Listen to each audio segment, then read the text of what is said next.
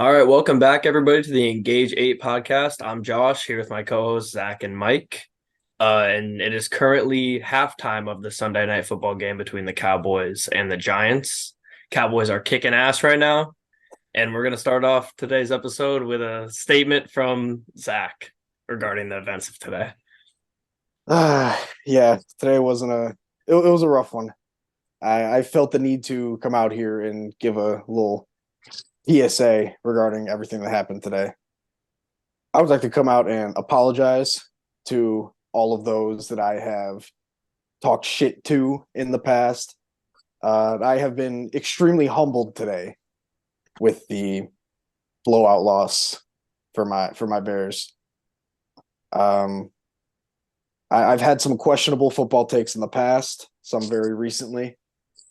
But if you don't respect me for my football takes or the team that I root for, maybe respect me for the loyalty that I will continue to show to my team, my boys on this pod, and everything else in the future. So it was a rough day, but I'm looking to personally bounce back a little bit. On to the next one. I do have one question. Fire away.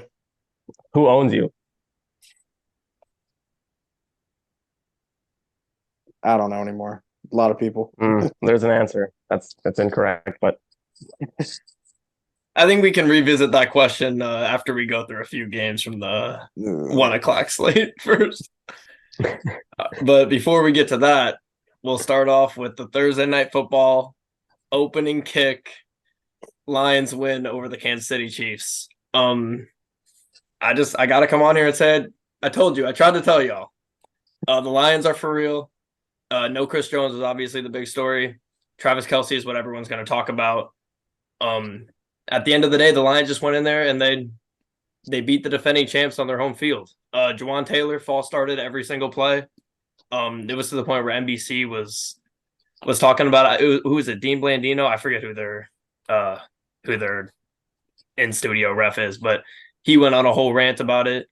Hutch continued to get 7 pressures on Taylor, even though Taylor had a 1 second head start every time. And I'm just happy that the boys delivered and we're on to the next one. Yeah, I'm just trying to ignore all of my thoughts and feelings of other games. But Lions, I'm going to be honest, neither team really looked impressive. I think the outcome of the game is vastly different if either Kelce or Jones plays. But like you said, Hutch, he looked like an absolute superstar, even with a 1 second delay behind Juwan Taylor. Yeah, neither team really impressed me. But the Lions, they went into a very hostile environment. And I'm impressed that they did come out with a win regardless. Yeah, I was very, very impressed by the Lions. When we submitted our picks, we did not know that Travis Kelce was not going to play. That would have changed my pick from the Chiefs, but I'll stick with my Chiefs pick. It wouldn't have changed mine. Yeah. Well, like you said, Zach, Aiden Hutchinson, he looked good. His best trait is that he doesn't give up on a play. We've known that. One thing from the offense, from the Lions was I think they needed to get Jahmyr Gibbs the ball, more touches. David Montgomery got more touches than Gibbs, played more snaps. Gibbs didn't get a lot of volume in college, so I think they're going to try to slowly incorporate him into the offense. But I would have liked to see more Jahmyr Gibbs. Yeah, Ben Johnson, Dan Campbell both said that we're going to see a lot more Gibbs next week and going forward. Just on that point with Gibbs, all 4 of the Lions' first round draft picks played great. Gibbs, in his short time playing, looked explosive every time he had the ball. Brian Branch, obviously that pick 6 that changed the entire game. Obviously that wasn't his doing, but he was in the right place, right time, and took it to the crib. Jack Campbell, stuffing runs, big hits, and then Sam Laporta, who was just a freak blocking all night, and he was really like a 6th lineman, and he still had 5 catches. The offense was shaky. I'll give it to Spagnuolo. The Chiefs' defense was there despite not having Chris Jones, and the Lions were obviously rusty. But I think it was just both teams shaking off the rust. And like I said on Monday when we recorded the preview, when I look at both rosters side by side, I like what the Lions have better. And I think that showed on Thursday night. Yeah, back to what you were saying about shaking the rust off. they both teams definitely were, but on the Lions side, you could really tell that they were a very new secondary. They they still got to gel a little bit together, just get some reps against actual teams instead of their own. And I really feel like they miss Jamison Williams a lot. Uh, Obviously, they're going to just have to get used to it for the next 5 games because he's out with that suspension. But yeah, that's honestly all I took away from that game because I didn't catch too much of it. I was out of town, so. Yeah, talking about shaking some rust off. I don't know if Kadarius Toney just like didn't practice in the offseason or what, but some of those drops were brutal. You can't have that happen. Mahomes made some of the plays that should have won him the game, and Kadarius Toney dropped them. The Chiefs need weapons. The receiving core. I think they had a season. I don't know what year it was like 2013, where they went all 17 games without a receiver catching a touchdown. And I think this receiving core is worse than that receiving core that year. So this team desperately needs Travis Kelce. They're lucky. They were worried that that injury could have been a season-ending injury at first. Luckily, it's just a bone bruise, and hopefully he's back next week because they really need him. Yeah, the Kadarius Toney stuff, and honestly, just multiple receivers with drops on the Chiefs was a big factor.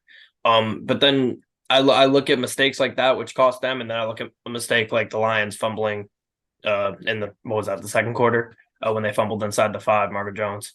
So both teams made mistakes. And like we said earlier in the week, it was whoever gets more stops was going to win that game. But like you said, Zach, I think Jameson Williams was a big factor. The biggest thing this Lions team is lacking right now is a receiver that can take the top off because Amon-Ra St. Brown is one of the best receivers in the league, but he's not taking the top off of defense. So I think when JMO gets in there, as long as he can just make sure that his hands are where they need to be and he's not dropping passes when he's burning guys down the field, I think that's going to be huge. And the Lions' schedule for the next 5 weeks is pretty weak after this Chiefs game. So I think they'll be in a pretty good spot. Anything else on this game? Honestly, I was just going to say that Mahomes really did all he could. I feel like he didn't make really any mistakes at all. I mean, he wasn't perfect, but he did his job when he needed to, but his team really let him down. Yep. All right. Move on to the first game I got here from today, the Panthers and the Falcons. This was a game that I got on here, and I said that I thought the Falcons were going to dominate. I remember, Zach, you said that you thought it was going to be close going into the fourth quarter, and it ended up being close. I believe it was 10-10 going into the fourth quarter or something like that. It was tied. But then the Falcons just took over in the fourth quarter, ended up winning by 2 touchdowns. But Jesse Bates, 2 picks in his first game as a Falcon. I think that was really big. That was one of the biggest signings for them in a great offseason that they had. And Bryce Young struggled, but it's a rookie QB in his first game. He wasn't horrible, but I don't think he was at the level of some of the other rookie quarterbacks this week. Yeah, I was actually about to touch on it right before you started mentioning it. Jesse Bates got those 2 interceptions off of the rookie Bryce Young. It felt like those 2 picks were on the exact same concept, and Bates was able to just jump it immediately. And the second time he saw it again, and Bryce Young just made the same mistake again. So hopefully, as a rookie, he's able to kind of iron those things out as the year goes along and improve a little bit more with his weapons he has around him. Yeah, it was a rough day for both offenses, both quarterbacks. Like you said, Bryce Young, 2 picks and a fumble. Bryce Young just needs weapons, man. It's when you got Hayden Hurst out there throwing your first touchdown away too. Can't really name many of their other weapons. I mean, Thielen and Chark. Were they both out? No, Thielen played. Chark's out. Yeah, Chark's out. They still got Marshall and Mingo, but yeah, that's not much. Bijan Robinson, he looked very good in his debut. So did Tyler Algier. Their offensive line dominated like it should. But Brian Burns did look good for the Panthers. He had a sack or 2. And yeah. Yeah, Bijan looked explosive many times when he touched the ball. Him and Gibbs are going to be special if they can just get their hands on the ball. I know that Bijan Robinson had a couple long plays called back, so he would have had more yards. But yeah, I love that 1-2 punch of Algier and Bijan Robinson. I think that's going to be great for them. Desmond Ridder only passed the ball 18 times today, compared to Bryce Young's 38. So that reassures what we know about the Falcons already, is that they're going to run the ball. Their strength is not going to be airing it out. Kyle Pitts had a big catch today. But yeah, I mean, they got the job done. They win by 2 touchdowns and they move on.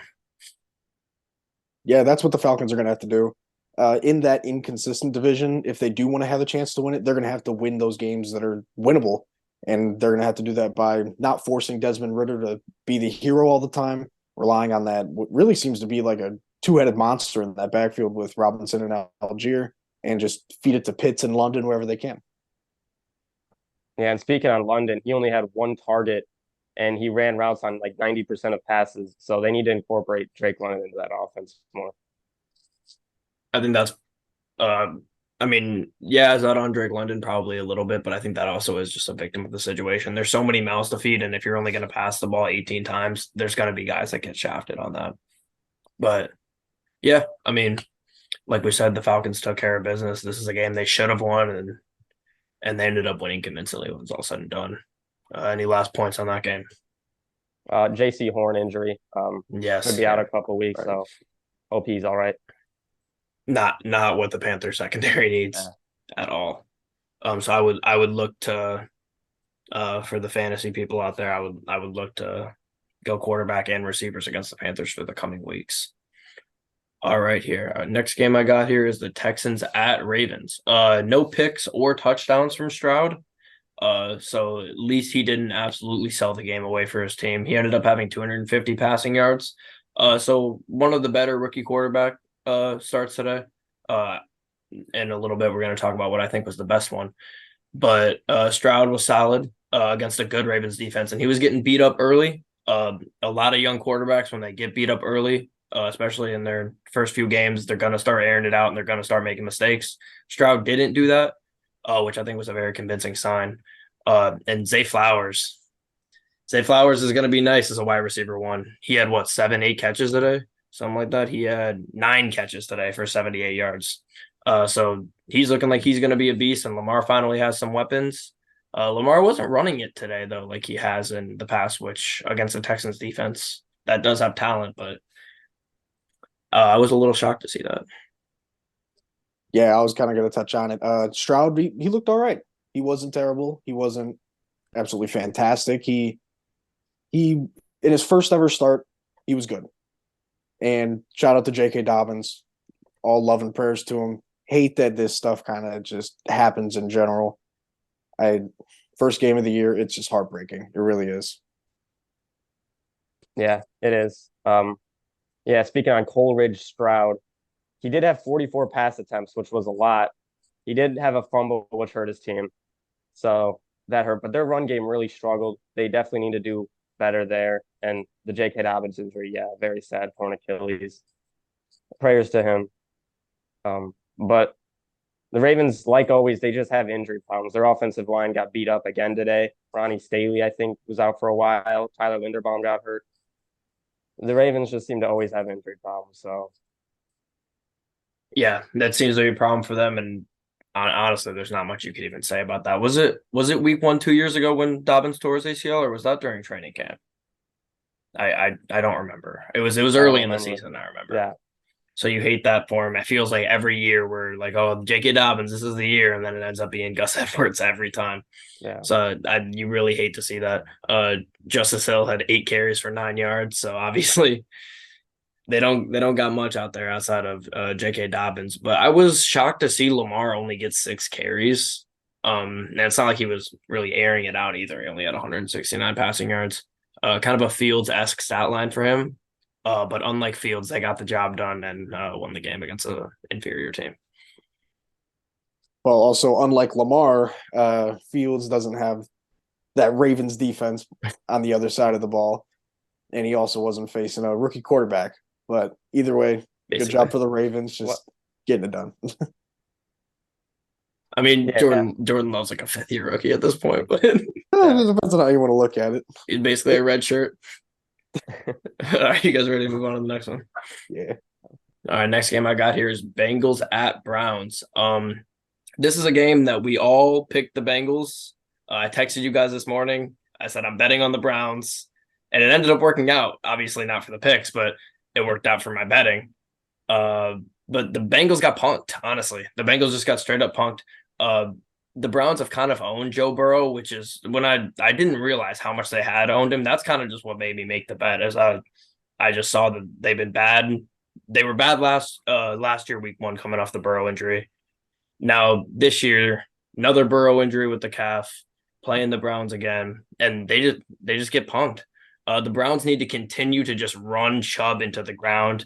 I mean, I feel like Browns fans have just been yelling at Stefanski for that. Whenever he gets cute and starts passing it too much, that's when shit kind of goes around for them. But they ran Chubb today. Watson looked decent, and they destroyed a division rival. Yeah, I have no idea what went on with the Bengals. It's just I don't even know where to start. Was it Burrow? Was it the weather? It just seemed like nothing was clicking at all.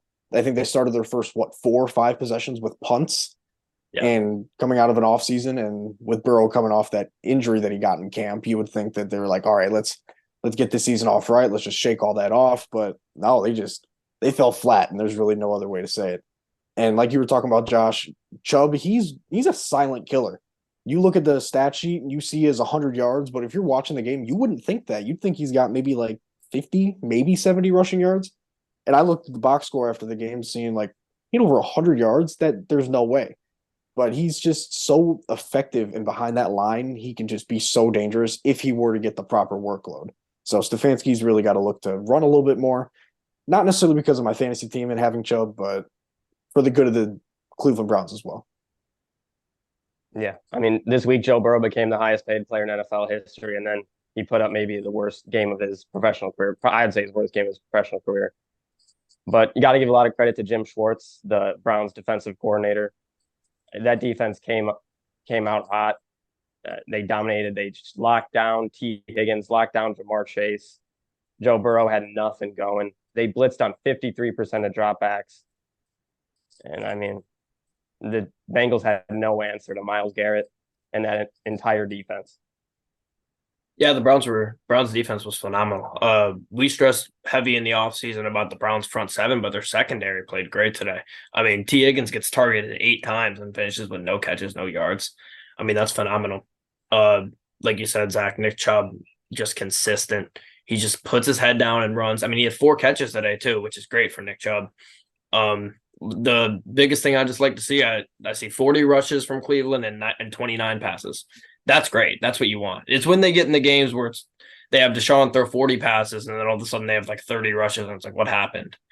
And then that's how they lose games. But they go in here, defense locks down Burrow. Burrow has 82 passing yards, and they score enough points to win in a game where the weather wasn't great, and 24 points was going to get it done.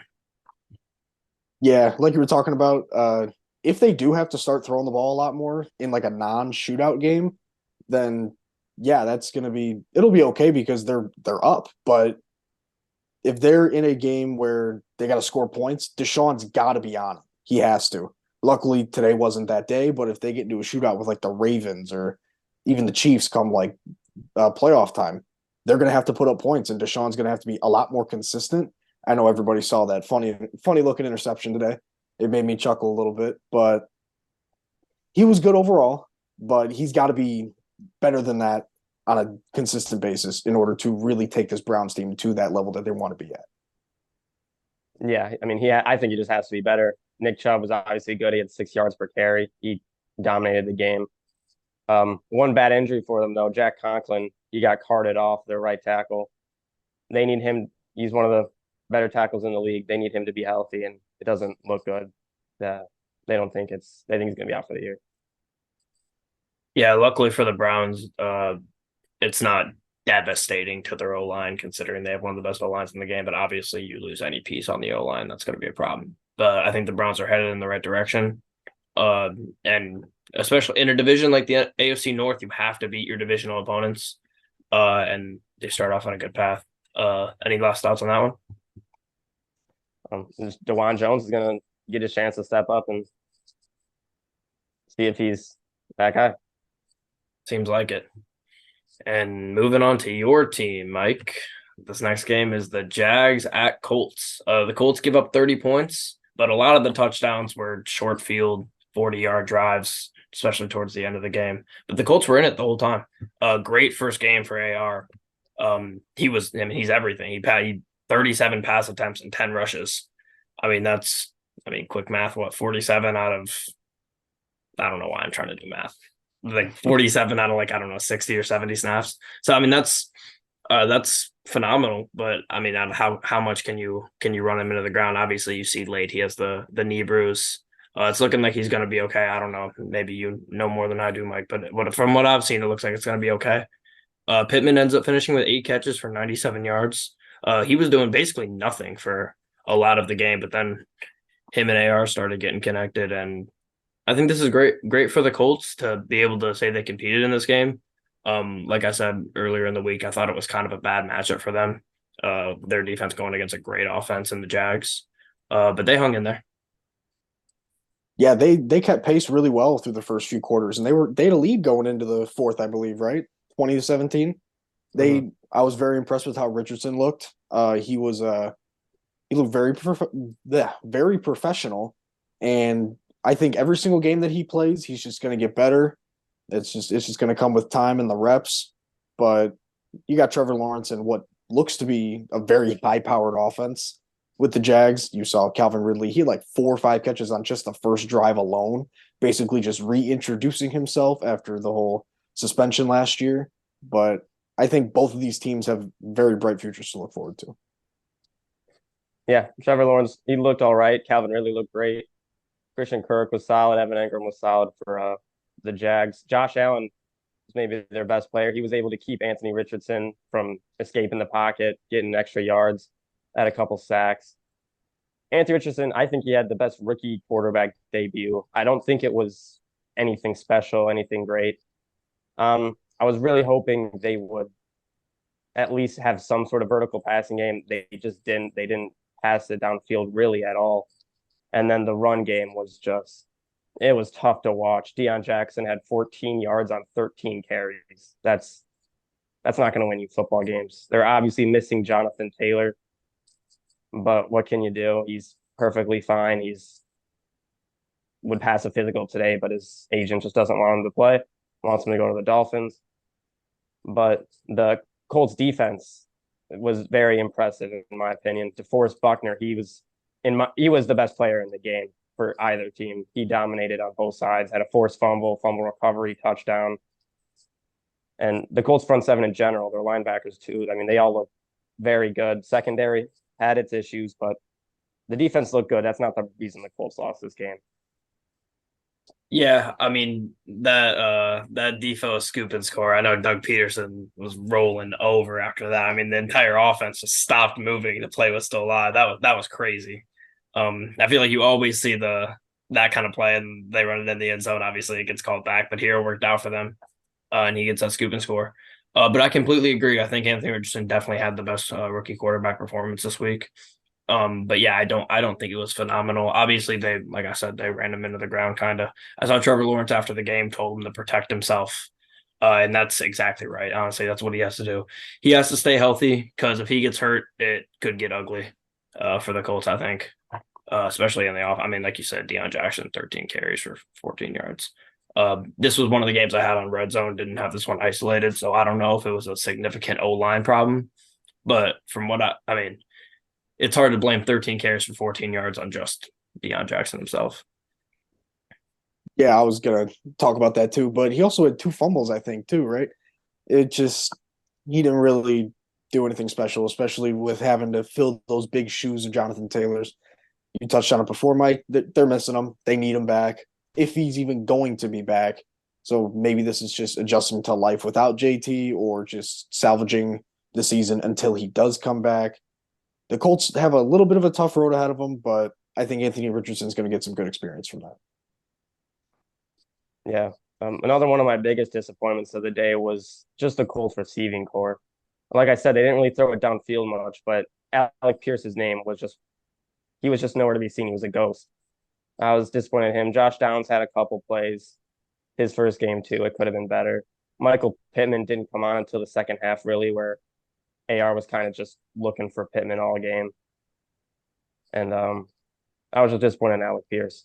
It looked like a 2022 Colts game where, they have a good lead, not a good lead, but they have a lead going in the second half. The defense looks good. And then the offense just can't get anything going in the run game. They run it on first and second down, third and long, punt.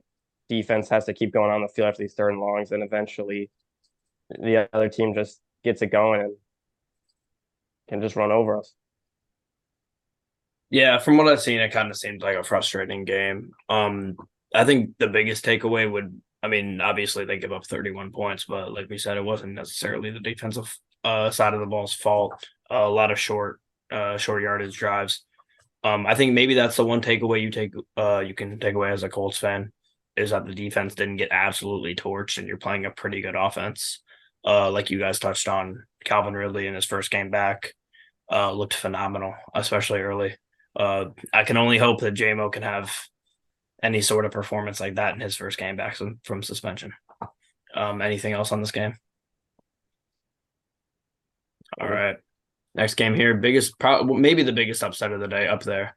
Bucs at Vikings. This is just an embarrassing loss for the Vikings. You cannot lose to Baker Mayfield and the Buccaneers, a team that's looking for Caleb Williams at home week 1.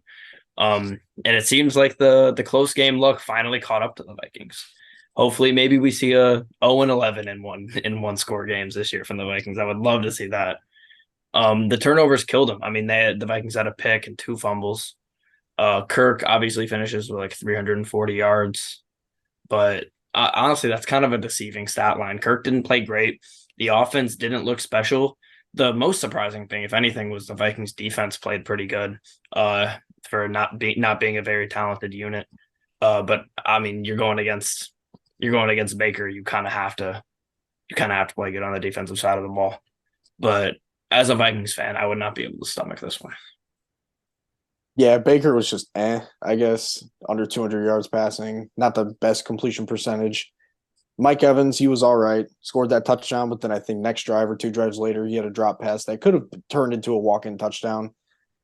But you want to see a way better performance than the Vikings, especially coming off a season where you lost in the playoffs to the Giants. And you can't lose this game. It's Baker Mayfield, like you said, looking for Caleb Williams. Justin Jefferson did his thing, 150 yards. Not surprised by that. But Vikings just, got to be better. Yeah. I think part of the problem was the run game for the Vikings. That struggled as well. Life without Dalvin Cook. Jefferson still had a good game. Addison had a nice touchdown. He showed flashes. But like you said, Josh, Kirk stat line looks good, but just didn't really have it. And losing to the Buccaneers is just brutal. You can't have that happen. Evans and Godwin they're just a great wide receiver duo. They made Baker Mayfield look like a serviceable game manager. Yeah, Baker didn't look horrible. Honestly, he had a couple plays where he was moving around in the pocket and he actually looked decent. There's definitely worse quarterbacks to have to settle on for a 1-year rental than Baker. I mean, you see the Cardinals with Josh Dobbs right now. That's a horrible situation. At least Baker can be salvageable. But yeah, he only finishes with 173 yards. Justin Jefferson with about as quiet of a 150-yard receiving game as you're going to see. Probably because he didn't get in the end zone, I would say, and the fact that they only score 17 points as a team. Madison, 11 carries for 34 yards. That's unacceptable, obviously. The Vikings don't have a horrible O-line. They could be better on the interior, which attributes to 11 carries for 34 yards. But like you said, Mike, life without Dalvin Cook is not looking like it's off to a good start for the Vikings. And the Vikings fans were yapping this offseason too. They were yapping and yapping and yapping, and then they go and they lay a stinker week 1 against Tampa Bay. So we'll see what the Bears do next week against Tampa. I'd rather not think about that one right now. But life without Dalvin is certainly not the sweetest. Vikings fans, just stay quiet, like us Bear fans. You gotta kind of redeem yourself coming up here. Bears fans ain't quiet, but yeah, Garrett I'm working Bradbury on got it. hurt. That's gonna, like you said, the Vikings' interior offensive line hasn't been great, but Garrett Bradbury getting hurt, that just hurts that O-line even more. So Yeah, it's a big problem for them. But yeah, we'll see. I haven't really looked at the Vikings' upcoming schedule But I assume they're going to play some division opponents here soon. You got to get it together. There's definitely, I know that Vikings fans were ripping into O'Connell for his play calling today. It's another game I had just on Red Zone, but from what I heard, it was pretty horrid. So I guess we'll see. We'll see what we see next week from the Vikings. You guys ready to move on? Mhm. All right, next game I got here is the Titans at Saints. 8 field goals in this game. That's the most field goals in a week 1 game ever. Which I think is pretty cool that we got to see that. 5 of them being from the Titans, that being all of their points. And then the Saints scored 1 touchdown and kicked a couple field goals as well. Or 3 field goals. So you got that. Tannehill, 3 picks. You got to think, do they start thinking about Levis or Willis? I know Levis was not active today, so he's obviously quarterback 3. But you have Tannehill go out there and throw 3 picks, and it seems like they were really certain that he's the guy over the other 2 in the offseason. So I think that's at least interesting. Yeah, I mean, you look at 16-15 as a final score, you know that's an ugly game. I did pick the Titans. They lost, but I was pleasantly surprised to see that it was way closer, and I wasn't absolutely just mind-bogglingly stupid by picking the Titans. But it was an ugly game. Field goals was definitely fun if you're a soccer fan, seeing people kick the ball a lot, but not much to comment about this game. Yeah, I mean, I don't have to say much, but I just have to say Tannehill is just not a good quarterback at this point. You're not going to win anything with Ryan Tannehill at quarterback, not the division, not a playoff game, and you're not going to win many regular season games. It's all going to depend on Derrick Henry, on how many regular season games they're going to win. I thought Derek Carr looked all right. He was solid. Chris Olave looked great. He's wide receiver 1 over Michael Thomas, never a doubt. They're missing 2 running backs. They only got Jamal Williams right now, so the run game should get better. Trevor Penning, the left tackle, he struggled today. But yeah. Yeah, you talk about Penning struggling. Carr gets sacked 4 times. I remember in the preseason we were talking about how Derek Carr's situation is very similar to how it was on the Raiders. That was not necessarily the case today. Probably because they're playing one of the worst offenses in the league in the Titans, so especially worst offensive lines. So the Saints defense was able to capitalize on that despite not being a very talented unit, in my opinion. And then Carr throws for 300 yards. He had a couple really good balls. He also had a couple really bad misses. But that's their Carr. So I think you're going to take that as a Saints fan. I think you kind of just got to maybe burn the tape and just say, we got out of here and let's move on to next week. Yeah, kind of going over to the Titans. Outside of Derrick Henry, they don't have anything. Yeah, they signed D Hop, but he clearly lost a step. It's just he's getting up there in age.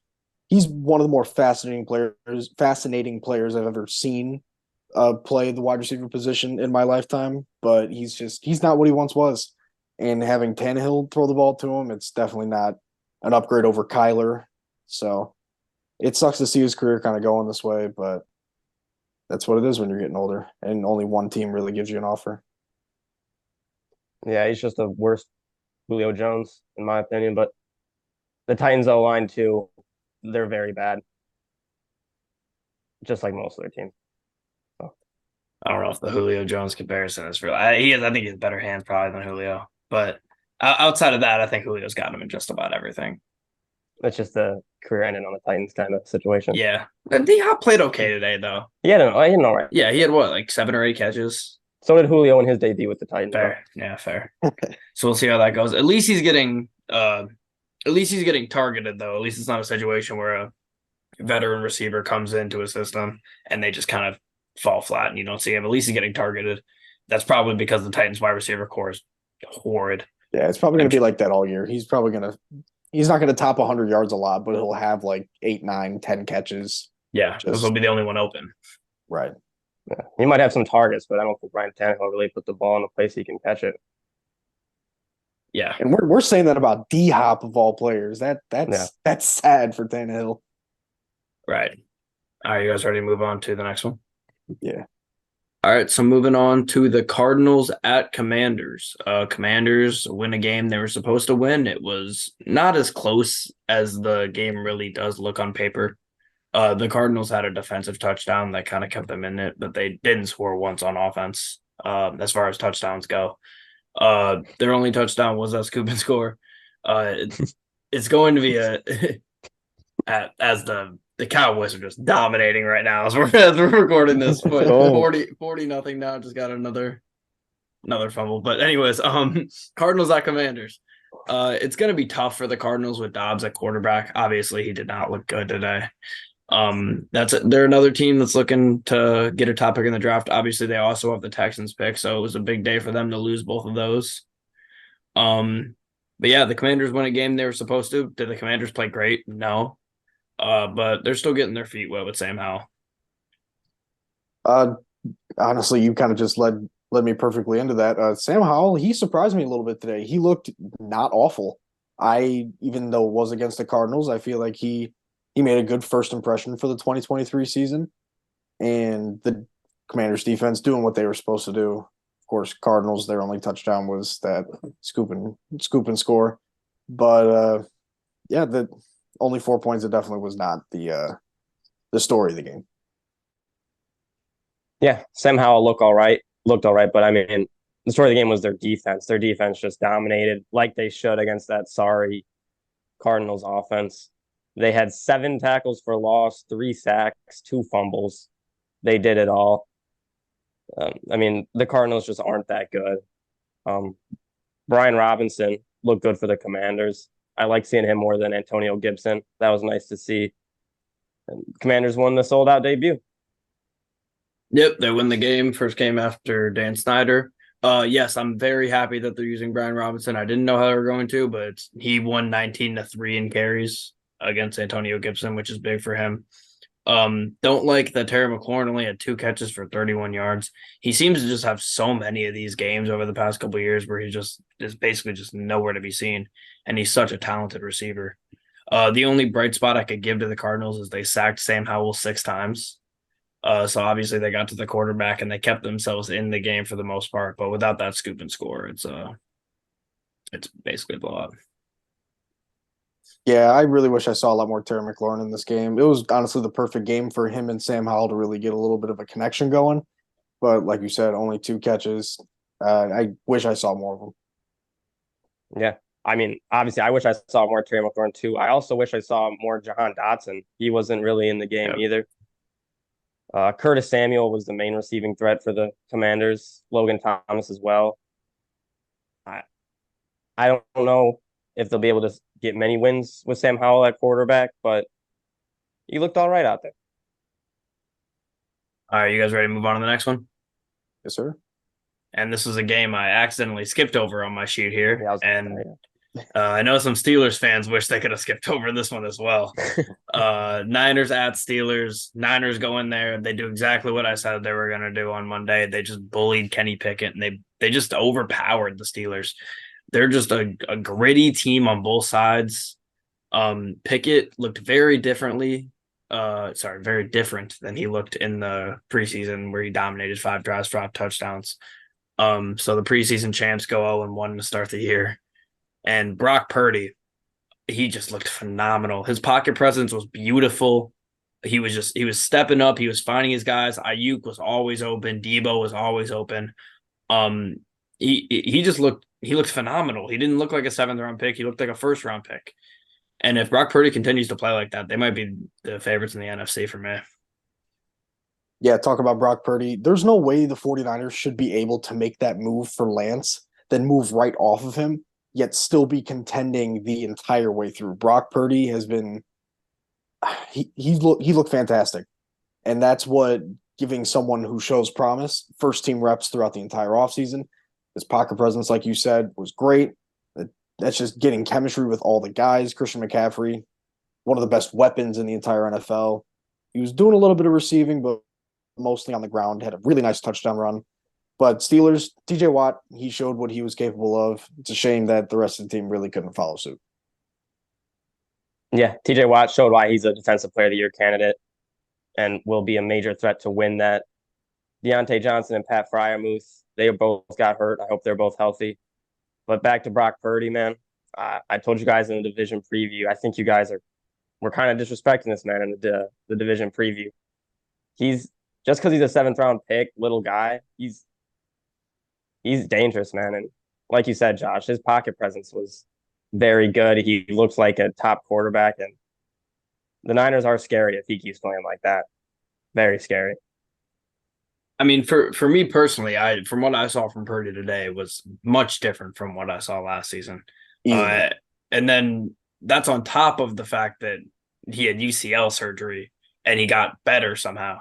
It's almost like when a pitcher gets Tommy John and they come back and they somehow are throwing 2 miles an hour faster than they were before on their fastball. That's kind of how it felt today for Purdy. Like you said, Zach, with the Trey Lance thing, that Trey Lance move is a move that most franchises that's going to tank your next few seasons. For the Niners, they ate that shot. It's not affecting their team whatsoever. For the future, maybe, but in the current time, they're one of the 5 favorites, at the most 5 favorites to win the Super Bowl. And they might be the best team in the NFC. Yeah. It's Denver, Philly, honestly. Just Philly's got the roster and that offensive like they got a juggernaut offensively, but back to the 49ers, their defense, they were great. It's a lot different for the Steelers if you're facing actual starters rather than backups in the preseason. But I'm still holding out hope for Kenny. I think he could still become a pretty solid quarterback. And George Pickens, I still am very impressed by him. He made a great catch down the sidelines that was ruled incomplete. Call me crazy for talking about incomplete passes or whatever being a highlight, but he is a very impressive specimen of a receiver. Yeah, Kenny Pickett accuracy issues, they showed out again a little bit. George Pickens flashed. But right back to the 49ers, one of the craziest things, talking about the organization. Do you know what team has the most cap space in the NFL right now? I'm going to assume the 49ers. I can't imagine. The 49ers have the most cap space in the NFL right now. They just did a bunch of restructuring, though. And they're one of the best teams in the NFL. Yeah. This team's scary. I mean, their offensive line, Colton McKivitz, he struggled, but he was going against TJ Watt, so that's more of the guy across from you. And their defense just looked good. Kyle Shanahan, just, in my opinion, is the best coach in the National Football League. And somehow they just keep getting defensive coordinators in that are able to just show up and so far dominate. Yeah, I'm with you. I think Shanahan's the best coach in the NFL right now. And the crazy thing about that salary cap thing is, I mean, I'm watching the game today. I'm looking at all these names out here. You got McCaffrey, Warner, Bosa, and it's like, Debo, Kittle, how do they even afford these guys? And you can afford to have a million players around you when you're paying Brock Purdy as a 7th-round player as your starting quarterback. That's how you do it. When it's time to pay Purdy, and if he's playing like he played today, they're going to have to pay him.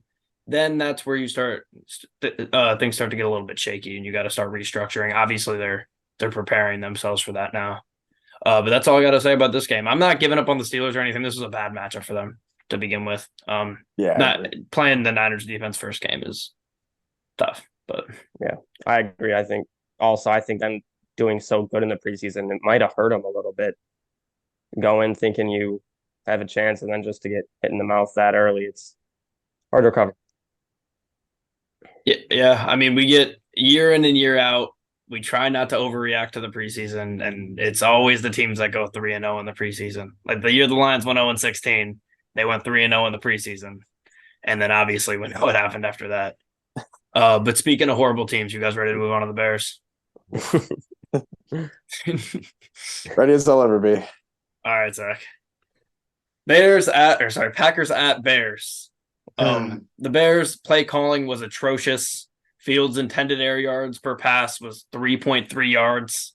That's horrid. I have a running back playing quarterback stats. So you hate to see that if you're a Bears fan. Packers came out at halftime and just kind of punched the Bears in the mouth, and they really had no answer. They was just ran all over them.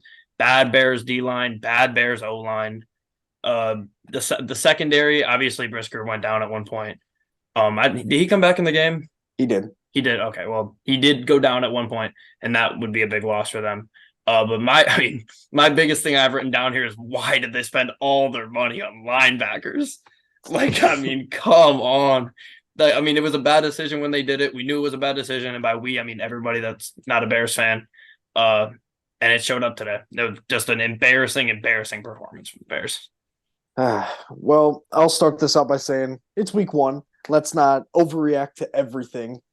But now that I got my optimism out of the way, let's get into what actually happened. Run defense, it was terrible.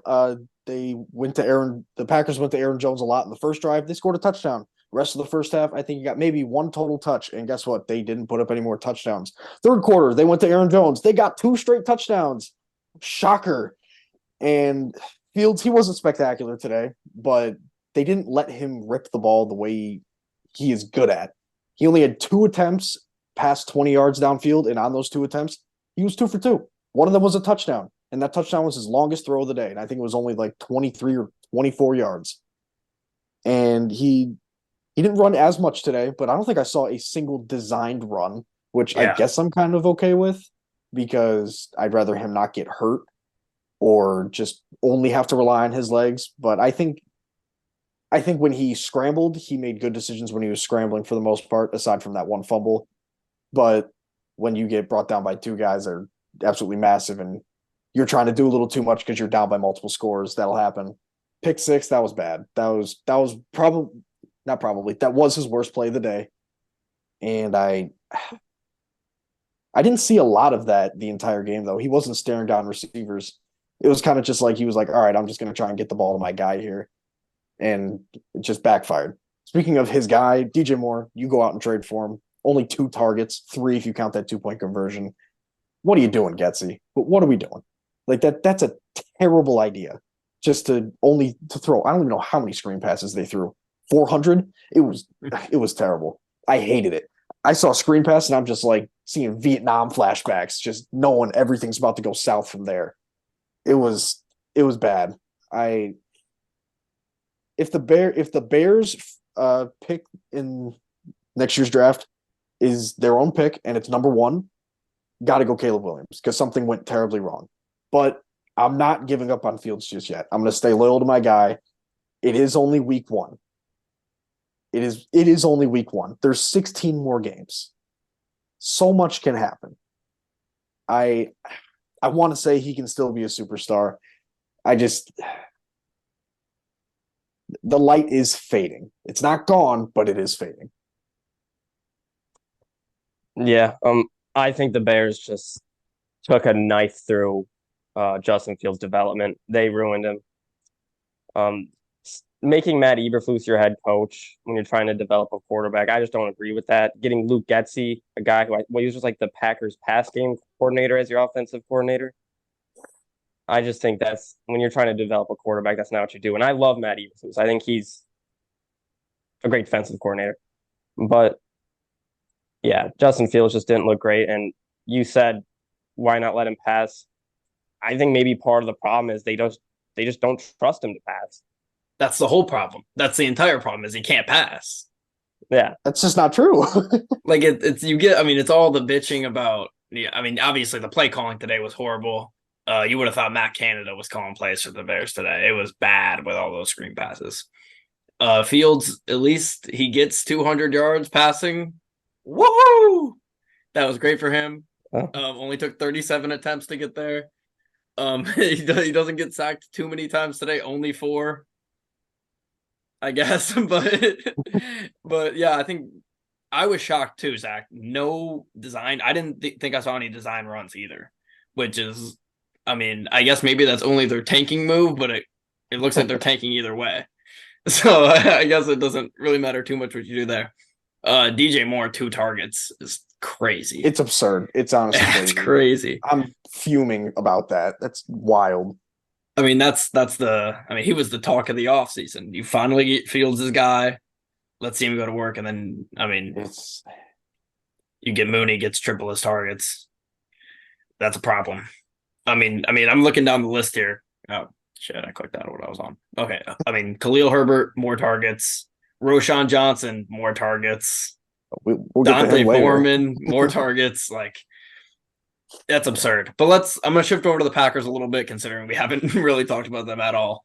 Jordan Love, 245 yards, 3 touchdowns, no picks. He didn't look great. The stat line probably looks a little bit better than he looked. But he looked better than Justin Fields, and that's what he had to be today. They obviously the run game was there. The Bears couldn't stop the run. And then we have to address that they didn't have Christian Watson. If the Lions lost to the Chiefs on opening night, they were going to say the Lions lost to a Travis Kelce-less team. So I got to bring it up. They lost without their number one receiver. Well, let's not act like Christian Watson and Travis Kelce are in the same stratosphere as each other. Right. But I do understand a team missing their best wide receiver and arguably one of their better weapons on the entire team. It's not a great look, especially when that weapon runs 4-4 and can really take the top off your defense. But Jordan Love, he was I'm going to be honest. The stats did lie in this game for him. He could have had more than 400 passing yards, if I'm being honest. But he forced a lot of passes into double teams that I noticed that he should not have forced. He missed a couple balls that he really should have just hit on the money. But it was either just him not setting his feet or just being sloppy in general that forced him to miss those. The stats were very misleading, and one of his touchdowns was on that 4th and 3 where TJ Edwards, a paid linebacker. Let's talk about that some more. He just got absolutely cooked by Aaron Jones on an angle route, and he took that to the crib, and then he pulled up on his hamstring, which I don't like injuries, but at the point I was like, if the Bears have a chance to come back in this game, let's just make sure Aaron Jones isn't on the field for this. But hopefully he's all right. He's going to come back and be okay because he's the Packers' best player. And when he had the ball in his hands, it was pretty obvious that no one could really stop him on the field. And AJ Dillon sucked. Oh, he just looks slow. AJ Dillon sucked. He just looks slow. Like, you were letting Tremaine Edmonds, who was he's big, but he's big for a reason. He's not fast. You were letting him shoot gaps and catch up to you. It was kind of sad, going to be honest. Yeah. I mean, let's be real here, Zach. This is Jordan Love's 3rd start, I think. 2nd career start, 3rd ever appearance, I believe. 3rd ever appearance, 2nd start. How many starts does Justin Fields have? Talk to him. I believe this was start number 26. Jordan Love looked like a just better quarterback in almost every aspect. That's not true. He looked like a quarterback. That's the difference. He looked like a quarterback. Yes, he looked better. And if you don't believe that, I don't know what to tell you. To go back to the Bears, I have one more thing I want to say about them. Darnell Wright gave up a sack. He didn't look great. The Bears D-line sucked. They were getting run over. There's a guy we'll talk about in a little bit who played very good, had a great debut. He's a defensive tackle. Will Anderson, we didn't get to mention that. He had a sack for the Texans today. So that's another thing. The Bears used all that money on the linebackers, like you said, Josh, and the main thing that they really needed to work on was the trenches. They didn't do much there except for draft Darnell Wright. So, I mean, Bears fans love to talk about how great Ryan Poles is, King Poles, whatever. This offseason just didn't look that good for him so far in that first game, especially targeting DJ Moore twice. My biggest thing from this is I think we got exactly what we should have expected from this Bears team. What do the Bears have that sucks? O-line, D-line, secondary. That was the 3 worst parts of their team today. I mean, not in the fact that they have a running back and quarterback, but not even talking about that. I look back at this game and I'm like, how did I not see this coming? I thought the Packers were going to win. I picked them, but I don't know how I didn't see a domination game like this coming. And just to touch on what we mentioned last week, like you said, Zach, it's only week 1, and obviously shit can change. The Bears can turn it around. But we said if Jordan Love comes in here and he blows out the Bears week 1, that's hard to come back from. And I don't think saying that this game is devastating for the Bears is overreacting at all. I think this is a bad loss for the Bears in the fashion it is. If it was a close game, that's different. Losing by 20 points on your home field is not great. Yeah, I mean, like you said, it'd be really different if it was like a 24-23 ball game and it was whoever had the ball last and just made the right play won the game. Then yeah, I guess you're looking at it differently. But given all the context surrounding this game, like I said, most important Bears game since the 2018 wildcard game. You cannot come out that flat, and it was bad.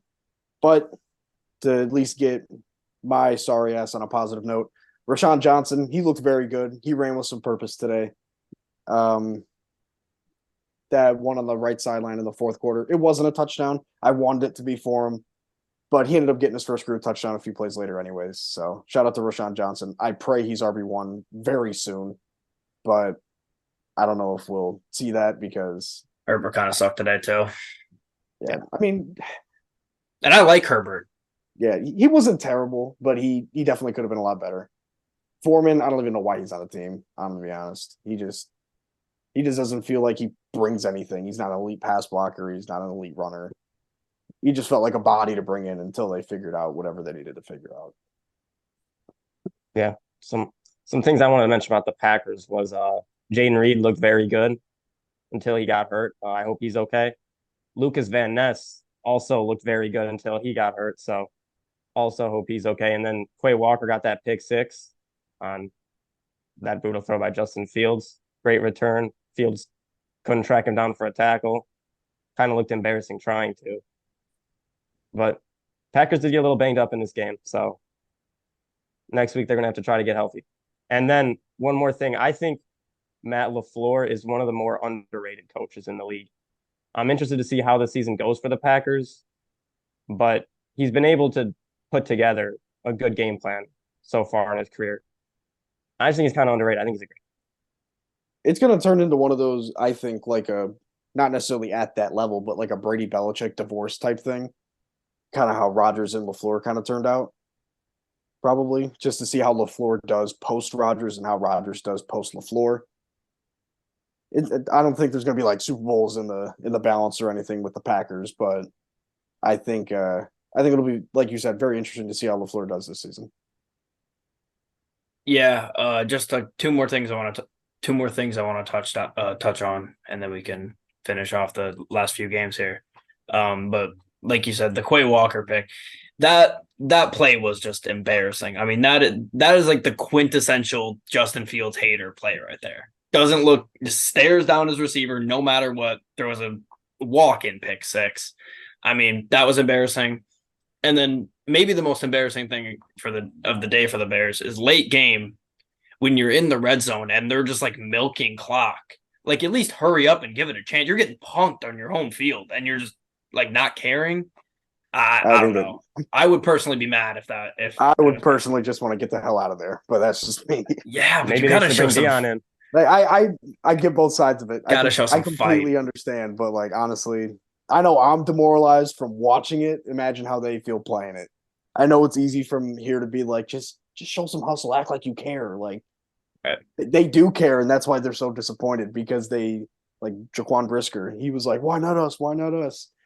He was saying like, "Oh, all the people hate the pack. I hate the pack." Like you talk all this shit, and then it's just you fall flat on your face, and it's just like it hurts. So we can talk all we want about how this is going to ruin our mood for the week, but they're getting paid to do all this. They got paid to get their asses handed to them, and now they got to circle back and go focus on another team with that sorry taste in their mouth. So maybe they turn around and stick it to Baker Mayfield and the Buccaneers, or they just let that one loss just dictate their entire season and they rip off another 3-14 year. So I have no idea what to expect this year. I thought I had a little bit of a handle on it, but I don't know. I'm sad. I got one last question for you, Zach, before we put you out of your misery here and move on. All right. On a scale of 0 to 100% being that Justin Fields is the franchise quarterback, lock him up for a lifetime deal, and 0 being trade him tomorrow, where are you at on Fields right now? Do I get to give rationale or do I just have to give a number? You can give rationale. Okay. So I'm probably around 60 to 65. That's falling. Entering the season, I was roughly 80, 85, I think. But like, I don't remember which one of you guys said it. Honestly, it's all blurring together because I'm just paying. But one of you said that it's lack of trust. I think both of you guys might have said it. It's just lack of trust with Getsy and the system in Fields to throw the ball. But then you go and see him throw the ball deep down the field and he completes them both, one of which was for a touchdown on a perfect pass.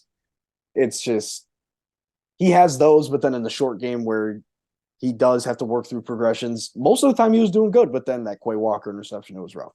So right now I'm sitting around 60 to 65. All right. He should have been a star, but I just think the Bears ruined his development. They tend to do that. All right, moving on here. Oh, really quickly, I just want to say it's 40-0 right now in the Sunday night football game, and Tyrod Taylor is officially in the game for the Giants. So Wow. I think that's Tyrod Taylor, right? Yeah, I'm pretty sure that's him. They just don't want to get Yeah. their $40 million man hurt, you know? Yeah. $40 million to lose 40-0. It's ironic. All right. Next game I got on here, Raiders at Broncos, and the Raiders go in to Denver and they shock the Broncos. I definitely thought the Broncos were going to win this game. I was pretty shocked just watching it. Russell Wilson, even though he had only 177 yards, he was moving around very well this game. He was moving in the pocket well. He was getting his throws off. Javonte Williams gets 13 carries, even though everybody thought he was gonna get like half the carries this game, and that Samaje Perine was gonna be the guy. Javonte Williams plays, so that's good to hear. He's probably gonna get a lot more touches in the coming weeks. But shout out the Raiders, man. I mean, this was kind of a messy game. Neither team looked great, but the Raiders came out and they got a win on the road.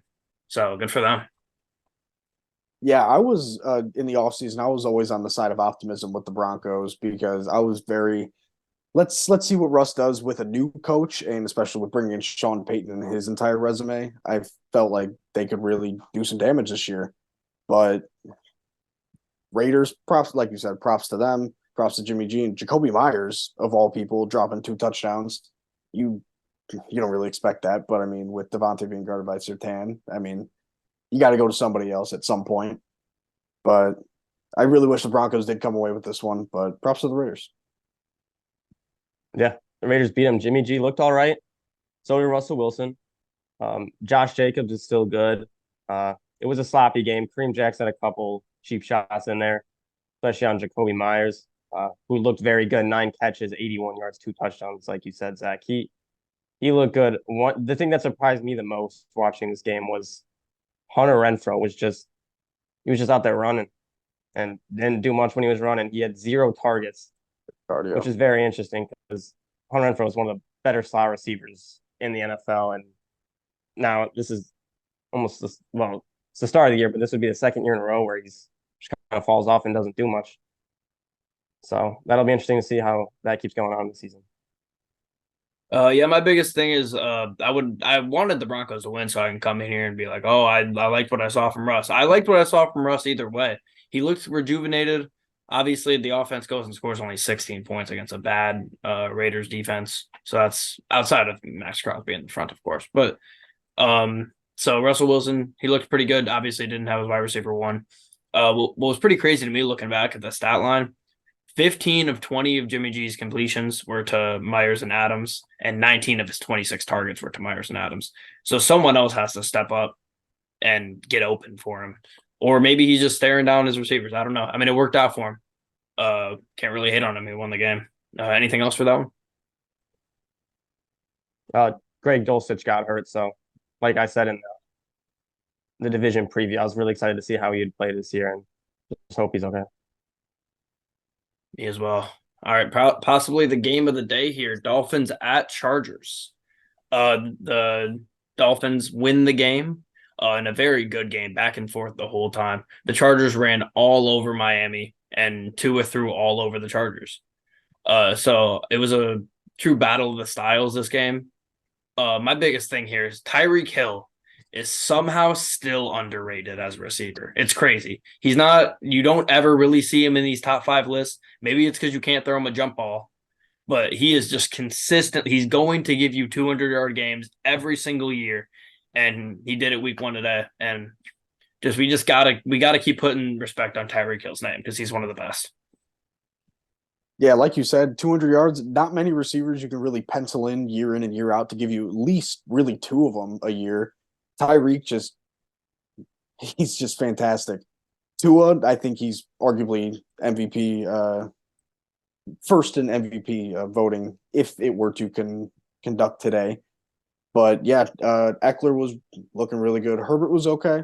I mean, you have to be in order to put up 34 points, but Tua put up 36 without his starting left tackle. Armstead was out today, and I wasn't watching a lot of this game, but the Dolphins look really good without their best O lineman, and I was impressed with Tua today. Yeah, I was gonna say the same thing. I think through the first week, this week Tua was the MVP of the week so far. For sure. And like you said, Josh, I think this was the game of the week. This was just a fun game. I think the Dolphins are just a fun team to watch. It's kind of been like that for 2 years now with all the weapons they have. And Austin Eckler had a great game. He's doing what Jonathan Taylor should be doing. He's out there playing, showing he's worth the money that he wants.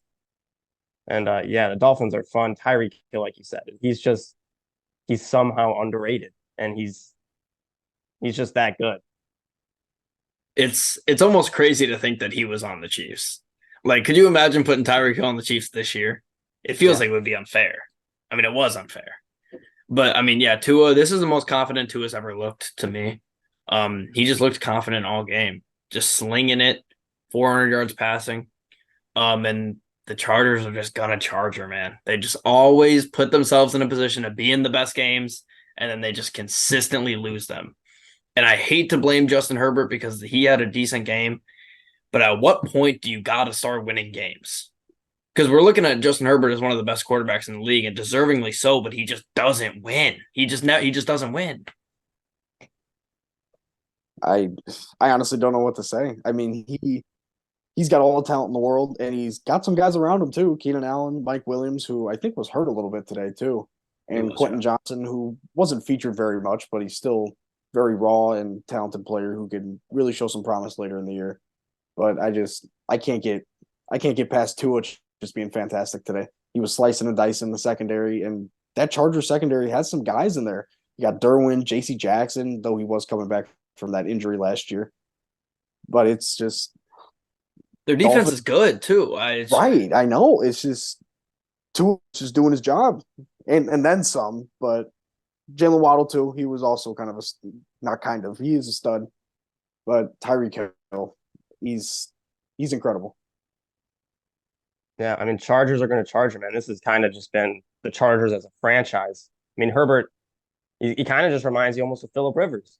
He's right. He gets the numbers, he performs. They just struggle to win games. Good teams around him. Yeah, good defenses, but the defenses just don't show up. I mean, the Chargers had a year where they had the best offense and the best defense, and they didn't make the playoffs. So, and I think also part of the problem, obviously, I think it's Brandon Staley. The vibes like are just you said, off. Yeah, it's just. I mean, his defense should be good. He's a defensive mastermind, and their defense just hasn't been good in the years he's been there. J.C. Jackson struggled again. That was their big signing for his ACL, I think, and he's been struggling ever since he's been in this Brandon Staley system. For the Chargers, it always seems like when Justin Herbert's playing good, the defense is bad, and when the defense is playing good, Justin Herbert can't make throws. Like it's just wild how they just manage to always put themselves in a position to lose. But that's all I got about this game. The Chargers are they should be a good team. They've got all the talent in the world. It's crazy they just can't put it together. This is not going to be the only time we come on air this season and have this exact same conversation. It's going to happen many times. It's a shame that it can't be the only time because I like Justin Herbert. He's a great guy. I like him too. It's just maybe get on another team or something, man. I don't know. It was almost a Colt. Almost. All right. Next game on here. Eagles at Patriots. Bill Belichick just fighting and staying in games. They had no business being in this game, just from strictly a roster standpoint. But the Eagles and Jalen Hurts struggled mightily on offense. Against the Pats defense, which isn't overly talented. They got some dudes on there, but it's not overly talented. No reason that this Eagles offense should be struggling against them. Outside of the first quarter, which obviously Mac Jones didn't look good in the first quarter. Outside of that, he looked as good as he's looked in the past couple of years, in my opinion, or at least past year with the Matt Patricia situation. So he looked pretty good, especially in the second half. So I'd like to see if maybe he makes a little bit of a jump this year. But the Eagles at the end of the day just had enough talent. And they were just so much of a better team that the Pats were going to have to play perfect to win this game, and they didn't play perfect. I'm gonna be honest. I didn't see much of any of the 4 o'clock games this week because I was busy crying my eyes out over the Bears. But I did see Darius Slay get that 70-yard pick six, and seeing that Hurts only had what 170 yards. It's coming out a little flat, but that's also what happens when you go against a Hall of Fame level coach like Belichick. You sometimes just get outcoached a little bit, but like you said, Josh, the talent kind of prevailed there for the Eagles. Yeah. I think Belichick, he did kind of outcoach them. That defense got, I think they played better than the Eagles offense. Um, the O line struggled versus the Pats D line, which that's regarded as maybe the best O line in football. So that's very interesting. The Eagles defense also, they played good. Mac Jones had a good game, but the Eagles defense is just so good. Jalen Carter, someone the Bears could have used. He had 6 pressures and got a sack. So I mean, he just kind of dominated that Pats offensive line, and the Pats run game struggled as well. They only had 76 rushing yards on 22 attempts. So yeah, Mac Jones looks solid. Yeah, and Zeke obviously fumbled early. And this game looked like it was going to get out of hand really early. But the Pats just kept staying in there. They fought. They almost covered at the end. But yeah, Mac Jones surprisingly, I mean, 316 yards, 3 touchdowns, and a pick against the Eagles defense is really good. But like I said, at the end of the day, the Eagles just have so much talent. They would have had to like really sell this game in order to lose. But Yeah. that's all I got about this one. And I thought maybe that Brady halftime celebration could have got that the Patriots going That in the was so second half. funny. That video was so funny. He tried. Yeah, he's had a lot of work done on his face, man. Mm, Yeah, oh yeah. I mean, hey, you can't blame him. He's the best ever. He can do what he wants. I guess. All right, so you guys ready to move on to the last 2 games here? Yes, sir. Rams at Seahawks. This is the biggest upset of the day. The Seahawks, I thought for sure we're going to win this game. And the Rams, with a poor roster, go into Seattle, one of the toughest environments. And Seattle absolutely lays an egg. The Rams roster is very low on talent, and they really just dominated both sides of the ball. I was happy to see Stafford finish with 300 passing yards. He's healthy now. Honestly, I was just really shocked at this game.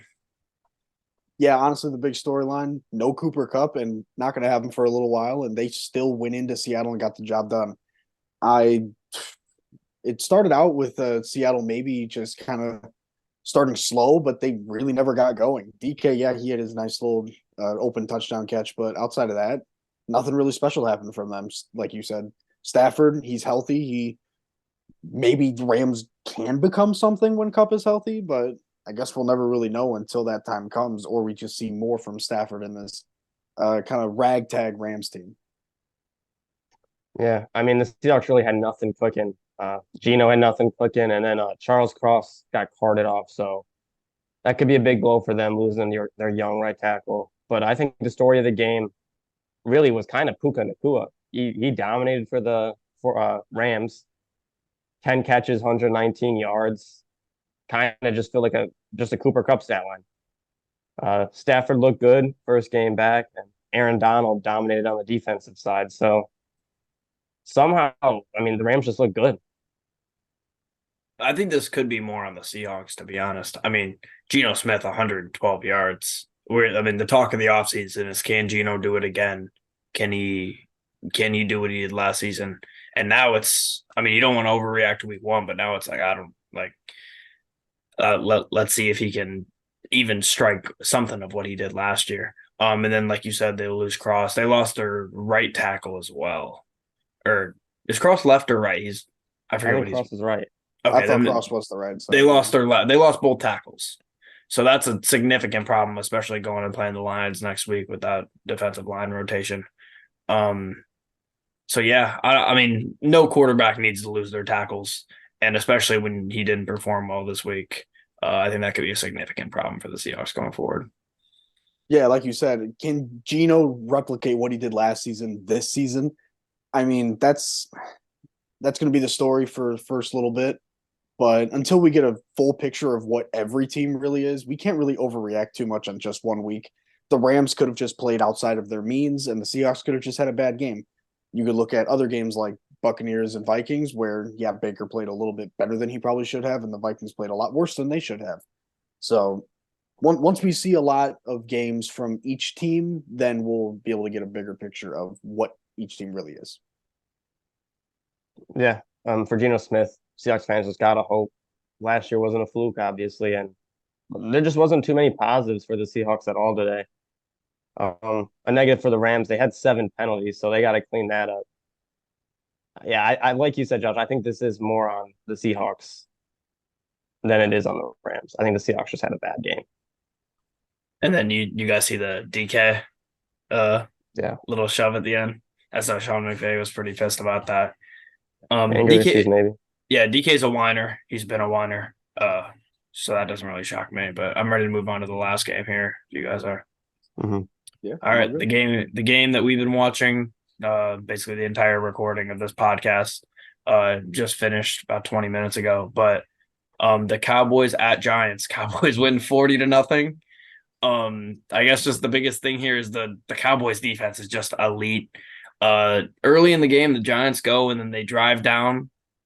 They end up having to settle for a field goal. That field goal gets blocked and returned for a touchdown. And then that was the story for the Giants on offense. Tone setter. Yeah, I mean, Daniel Jones finishes with 104 yards passing, 2 picks.